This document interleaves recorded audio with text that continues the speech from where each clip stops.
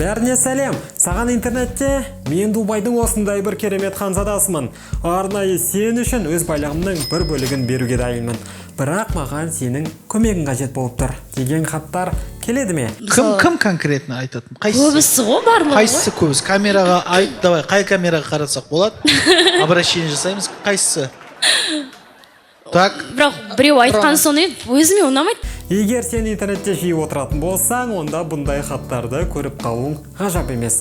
Мен осыған ұқсас хаттарды жылына бірнеше рет көріп, бірден игнор жасауға тырысамын. Себебі олардың барлығы полный екені белгілі ғой. Кім түсінді, сол түсінді. Кім түсінді, сол түсінді. Себебі жеңіл келетін нәрселердің көбісінде бір гәп, бір қуық немесе айла болады. Мысал ретінде жолда келе жатып, таныс емес адам саған қолыңа 500 теңге берді делік. Сол кездегі сенің сөздерің саған не керек өзі? Бұл пранк па?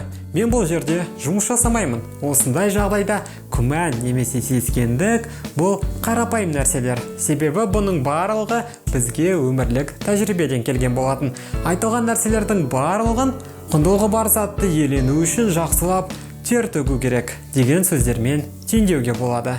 Мысал ретінде сен жақсы фигураны қаласаң, демек саған күш салып спортпен айналысу керек. Осының барлығы қарым-қатынасқа да тікелей қатысты. Ой, керемет! Как неожиданно. Жай ғана елестетіп көр, саған қатты ұнайтын жігіт бар. Ертең ол жүгіріп келіп, тізерлеп отырып саған жалынған түрімен менің өмірлік жарым болшы, өтінемін десе. Қалай екен? Я не буду это комментировать. Көзінде үміт оты жалындап, жас төгілейін деп тұрған балаға қалай жоқ деп айтасың. Бір шетінен сен де оны ұнатасың. Қызы болуға қарсы емес болғанымен, оның саған бұлай тез ғашық болуы күмән тудырмаса да, әдемі хикаяны ең қызығынан айырады. Ол вообще былай случайно болып қалатын нәрсе. Аға, кездейсоқ дүние да? Өмірде барлығы осылай жеңіл болса, онда мүлдем қызық емес қой. Осының барлығы оған да қатысты. Яғни жігіттер қанша жерден мойындамаса да, қыздардың артынан жүгіргенді жақсы көреді. Смотря кто ты. Ну, я великий человек. Себебі жігіт үшін қыз бұл сыйақы. Ол өзінің ұйқысын 4 бөліп, әрдайым сені ғана ойлап жататын кездер болады. Бірақ барлығы сәтті аяқталып, жігіт сені өзіне қаратқанда түнде еш уайымдамай қорылдап та ұйықтай береді. Пафаны дейді ғой. Себебі ол өз сұрақтарының барлығына жауап тапты.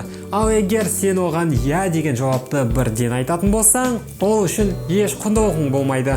Ол мүлдем ойланып үлгермей сені кездесуге шақырды. Танысты, ұсыныс жасады. Болды. Мамаңыз бен папаңыздың көзқарасы қандай жалпы? Немесе сен бірнеше апта бойы онымен жылы сөйлесіп, сосын ғана кездесуге келісетін болсаң, ол сені көндіргені үшін қатты қуанып, өзіне риза болып қалады. МТДБ ғой примерно. Бұл нәрселер оның қалағандай болып жатыр деп ойлайды. Мінеки тура осы жайында бүгін әңгімелесетін боламыз. Жігітті қалай артымыздан жүгіртеміз? Дайынсың ба? Онда кеттік.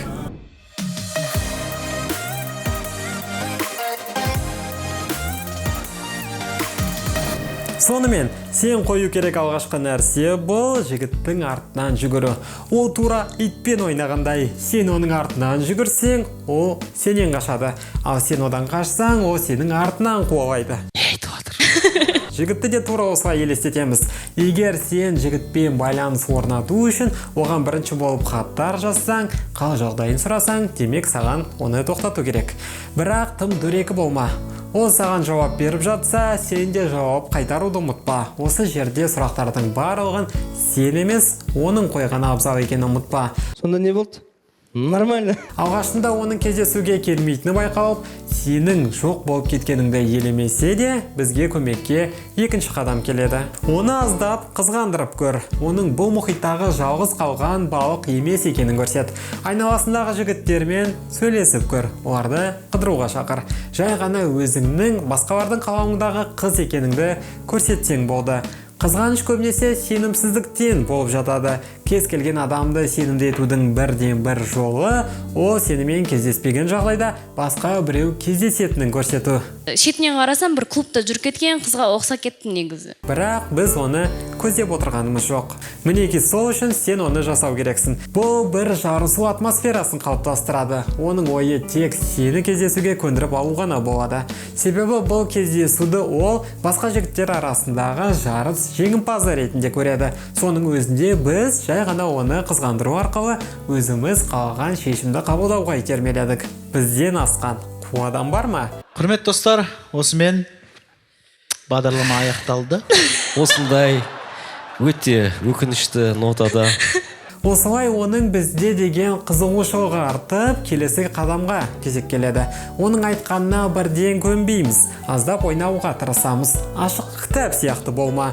Өмірінде болып жатқанның барлығын бірден айтудың қажеті жоқ. Себебі неғұрлым сен өзің жайлы аз ақпарат берсең, соғырым оған қызық болып, сен туралы көп ойлана бастайды. Сенің білмейтін қырларыңды елестетіп көреді. Ол саған қатты ұнаса да, әрине түсінемін, барлығын бірден жайбақ салғың келеді. Бірақ олай істеудің қажеті жоқ. уәде. Ол жігітке жай ғана досың сияқты қара. Бұл жерде қызығушылық танытпайтын дөрекі адам мен барлығын бірден айтып беретін дос жоқ адам арасындағы шекараны көру қажет. Шешім ретінде ыстық суық ойынын еске сүріп көруге болады.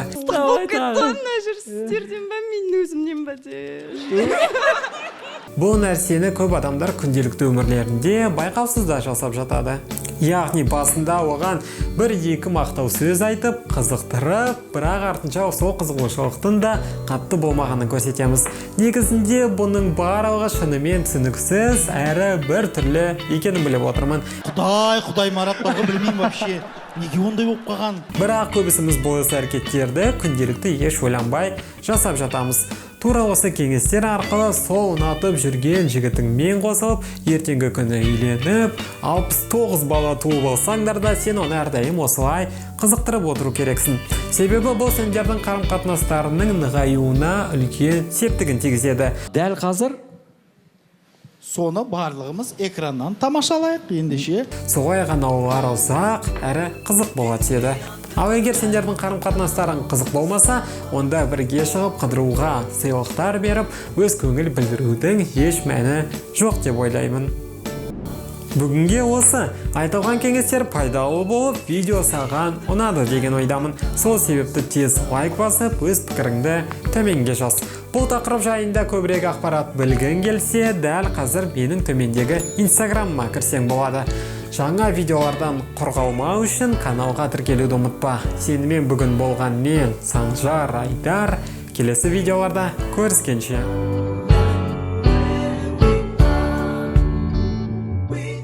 По секрету айтайын, мен де осыны түсірем ба деп жүргем.